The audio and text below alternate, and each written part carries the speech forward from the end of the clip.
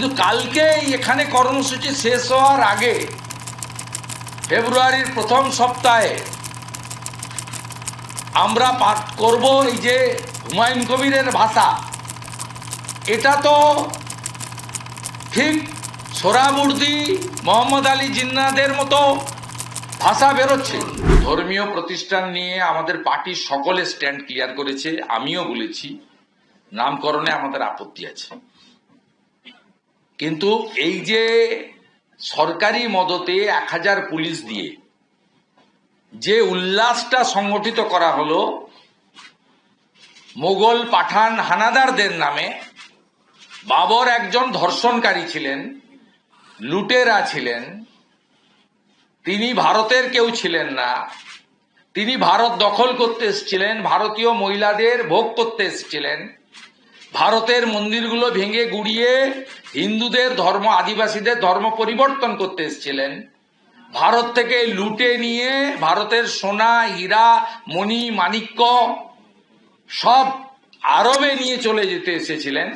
তার নামকরণে আমাদের প্রত্যেকটি লোকের আপত্তি রয়েছে, আমাদের সেই আপত্তি আছে। কিন্তু যে ধর্মীয় উন্মাদনা পরোক্ষভাবে প্রত্যক্ষভাবে পুলিশ প্রশাসনের মদতে বিনা অনুমতিতে হয়েছে, টাকা সংগ্রহ হয়েছে, এটা একটি বাংলাদেশের মৌলবাদীদের যে আস্ফালন, তার প্রভাব সীমান্তবর্তী মুসলিম সংখ্যাগরিষ্ঠ মুর্শিদাবাদে দেখানো হয়েছে।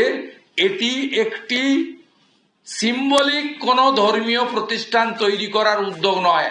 আমরা আবারও বলি, মন্দির, মসজিদ, গির্জা, গুরুদ্বারা তৈরি করুন, বৈধভাবে করুন, নিজের জায়গায় করুন, নিজেরা নিজেদের সম্প্রদায়ের লোকেরা অর্থ জোগাড় করে করুন। কিন্তু এই যে একটা আস্ফালন বাবরের নামে করব, কিচ্ছু করতে পারবে না।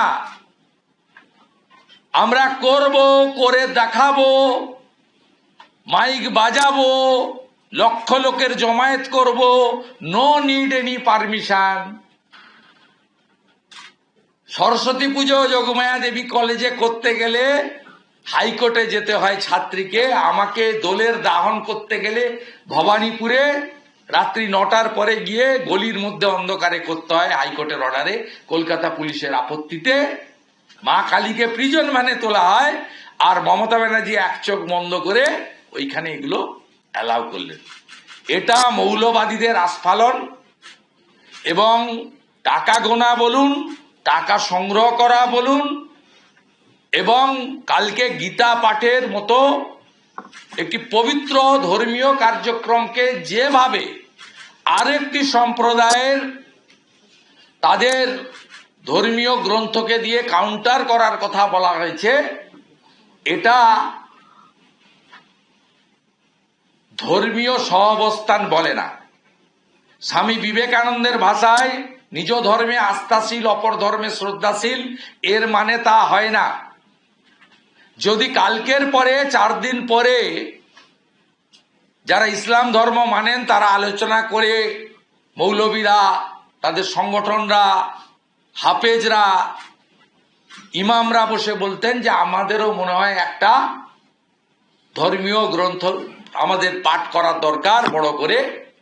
কিন্তু কালকে এখানে কর্মসূচি শেষ হওয়ার আগে ফেব্রুয়ারির প্রথম সপ্তাহে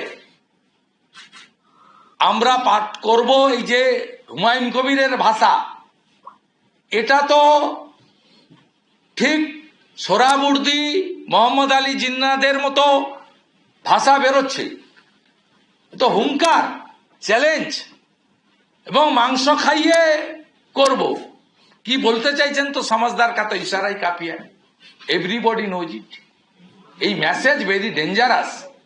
এটা সরকার অ্যালাউ করছে, সরকার এটাকে দেখছে, এটাই সবচেয়ে দুর্ভাগ্যের। এবং মুর্শিদাবাদ, মালদা সহ একটা বড় অংশের সম্প্রতি পীড়িত হিন্দুরা আতঙ্কিত, সন্ত্রস্ত, যে ধুলিয়ান, শামশেরগঞ্জ, মোথাবাড়ি আবার হবে না তো। এই জায়গায় কিন্তু আমাদের আপত্তি এবং অশনি সংকেত পশ্চিমবাংলার শান্তিপ্রিয় জনগণ তারা দেখছেন। আমাদের ভিডিও ভালো লাগলে লাইক এবং শেয়ার করুন। কমেন্ট সেকশনে গিয়ে জানান আপনাদের মতামত।